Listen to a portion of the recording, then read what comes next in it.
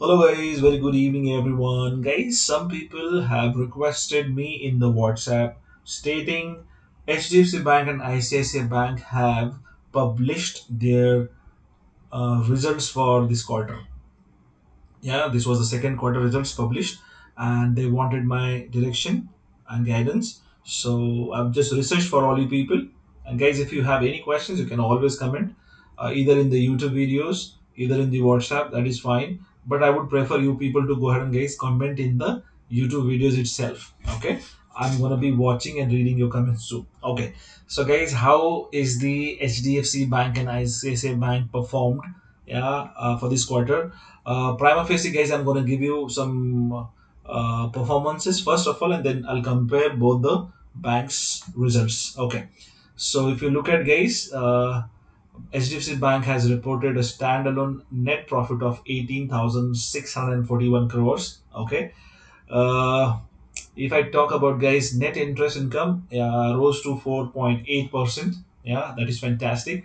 Net interest income, guys, slightly dipped. Yeah, and that is, guys, from 3.27% from 3.35% a year ago. Yeah, last year, guys, this was at 3.35%, so now it has gone to 3.27%. So this is a, guys, decrement from last year. Loan book is loan growth, yeah, has gone, guys, increasing. Like it has loan book grew from earlier 9.9% year on year. So that is, yeah, driven by small and mid-sized business lending. Deposits grew by 12%, which is good, guys. Asset quality improved. Gross non-performing assets ratio fell from 1.25% to 1.40. Okay, that is good. However, guys, provisions are bad for this bad loans. Yeah, 29% 6 to about, yeah, it is not good, guys. Yeah, so provisions for bad loans rose to 29.6%. It means almost 30%. So guys, what can we take away from HDFC Bank results? Strong performance overall, robust profit growth, improving asset quality, healthy loan and deposit growth, guys. Yeah, but some cautions like margin compression, yeah, um, and higher provisioning, guys, yeah, something which is not prudent. Yeah, something which is prudent. Good signals for the bank's operational health, which is good, guys. So if you talk about, guys, HDFC Bank results, okay, comparatively, it's better. Okay, it's better. Yeah. So let us go, guys, and see how ICICI Bank has performed. ICICI Bank has reported a standalone net profit of 12,359 crore. Okay. Net interest income, guys, rose to 7.4%. Yeah, like 21,529 crores. Yeah, which is good. Gross NPA ratio improved, guys, to 1.58% from 1.6% year on year. Loan growth, domestic loans up to 10% year on year. Deposit grew by 7.7%. Yeah, which is also good. uh, However, guys, treasury income declined sharply from 6.8 billions to 2.2 billions, which is weighed on non-core income. Okay, so that is not good. So, what is the takeaway, guys, for ICICI Bank? ICICI Bank takeaway, guys, is a respectable showing. Growth is moderate but stable. Asset quality is improving. Core business interest income is expanding, but slower growth rate than HDFC Bank. And some headwinds like, guys, declining treasury investment income, margin pressure is expected due to rate cuts. Okay, so between the two, guys, if we want to compare, yeah, HDFC Bank has delivered higher growth, showed more significant improvement in some metrics like loan growth. Okay, NPA reduction, and compared to ICICI Bank. So, guys, these are the plus point of HDFC Bank. ICICI Bank growth is more moderate but still positive, offering, guys, ICICI Bank offering a steady, less spiky profile, which is reasonably okay.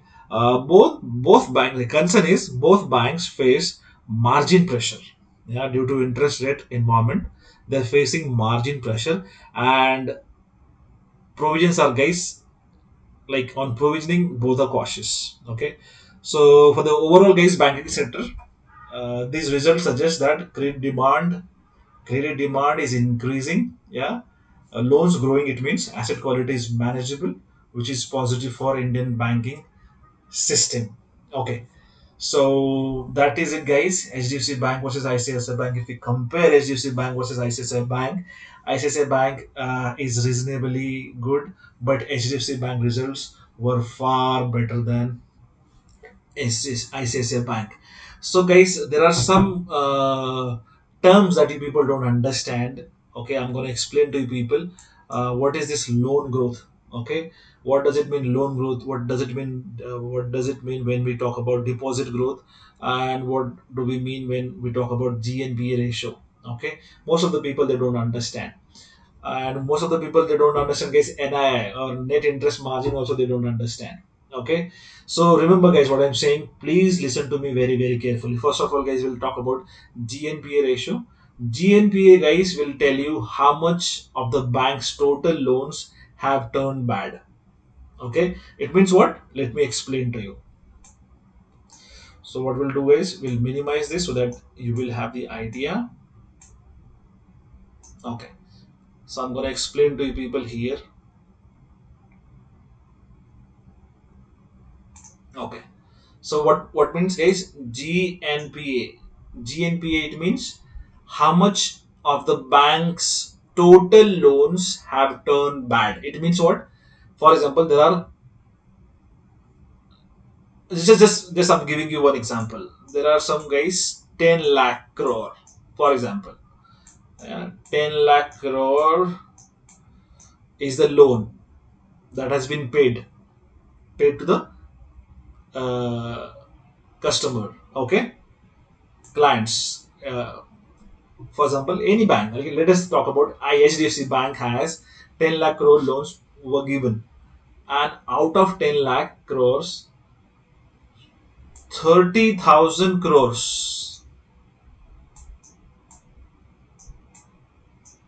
Okay, for example, I'm giving one example. Okay, 10 lakh out of 10 lakh crores, if 30,000 crores loans are, for example, not paid for a quarter or 90 days. Okay, out of 10 lakh loans, 30,000 crore people, customers, clients, they have not paid their loans unpaid, okay, for more than 90 days. So how do we calculate that? 3%. Okay, let me just, it's very simple guys, simple mathematics. If you it is it, you should not be genius to know this. Okay, so 3%. Okay, the 30,000 here, because 30,000 people have not paid the loans, divided by 10 lakh into 100. Simple. This is the formula. Okay, and guys, I'm gonna tell you people. So this is the 3% is equal to 30,000. Yeah, this is 3%. So how did you understand what is this? 30,000 divided by 101. So 10 lakh into 100. If you calculate, is 3%. So I'm gonna give you 2% is excellent. Yeah, if GNPA falls into the category of 2%, it is considered as excellent. Yeah, 2 to 4% guys. If it is falling into the category of 2 to 4%, it is manageable. Okay, it's not worrisome. But guys, if it is more than 5%, yeah, then if it is more than 5%, then guys, it is considered as risky bank. So these banks will always guys try to maintain the, what is GNPA guys? Okay, GNPA, this is called as gross non-performing assets. Okay, it is based upon loans which are unpaid for more than 90 days, for example. So guys, if it is not paid, okay, I have given you the categories also. Two, if it is falling guys 2% in the category of 2%, it is considered as excellent bank. Okay, if it is falling into the category of more than 2% to 4%, it is manageable. But if it is falling into the category of more than 5%, then it's a risky bank. It's not good for the banks, guys. I hope you people are understanding. So we understood, guys, what is gross non-performing assets, which are risky assets. Okay. So what is, guys, deposit growth? Deposit growth, it means what? This shows the customer deposits, guys, like savings accounts, current accounts, fixed deposit have the grown compared to previous period. It means from the last quarter or from the last year or this quarter, is there any significant growth in the client savings accounts, current accounts, client fixed deposit? Have they started increasing the amount in FDs, RDs, saving accounts, current accounts? I hope you people are understanding. So if clients are depositing more money, yeah, in the bank, it is called as deposit growth. It shows the deposit growth. What is loan growth? Shows loan growth. It means, I'm going to tell you people, the percentage that is increasing in total loans advances. It is very simple. It means the bank has given more loans from the last time. That is called as growth in the loans. So for example, in the last quarter, if bank has given 1 lakh loans, 1 lakh crore loans, yeah, and if this quarter bank has given 2 lakh crore loans, yeah, so what is the significant growth? Yeah, you can understand, simple. So loan growth, how much bank has given the loans to the new clients. Deposit growth, if there would be significant increment in the savings, RDs, FDs, etc, and GNP received, guys, they are non-gross non-performing asset, which are risky asset for the banks, because out of the loan amount that has been given, there are unpaid loans which are not paid for more than significant amount of time. It's a risky thing. I hope, guys, you must have understood. So conclusion is this, guys, that HDFC Bank and ICICI Bank, out of these two banks, HDFC Bank has performed way better than ICICI Bank. So how it is going to impact, guys, Bank Nifty on Monday? So, guys, we are trading in all-time high. If I want to show you people, we are trading all-time high, guys. So let's see if Bank Nifty retrace back to something, because see, understand, guys, if HDFC Bank has performed well and ICICI Bank has not performed well, it is a balance, it's equilibrium. So it is absolutely not sure, guys, but I would prefer, guys, going on buy on dip strategy that has been already explained, guys, in my earlier videos. Yeah, go ahead and see that. Thank you so much, guys, for your time, and I hope this video must have helped you. Yeah, take care and leave your comments, guys.